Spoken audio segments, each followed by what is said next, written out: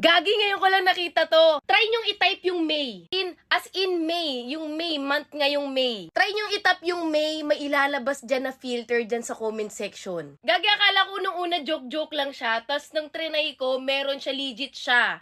Alam niyo yung lalabas dyan na filter, yung calendar, parang calendar siya. From April to May, ganun siya. Ang ganda ng filter niya. As in, legit na legit, pag tinype mo yung May, may lalabas na parang filter. Kasi nagulat ako, nag-scroll ako dito sa TikTok. Tapos merong account nagsabi, i-type mo yung May. Like, ilagay mo lang siya sa comment section, may lalabas talagang filter. Tayo na try nyo, screenshot nyo kung ano yung lalabas sa filter dyan. Akala nung iba niloloko natin sila, di ba? Try nyong i-type ngayon yung May. May lang M-A-Y, as in May. Mayo, parang ganun, Mayo. Buwan ng Mayo, buwan ng May, month ng May. Kasi 'di ba, May na po ngayon. Try nyong mag-comment ng May dyan. Sabihin nyo sa akin kung ano ilalabas sa comment section nyo. Dali, try nyo lang.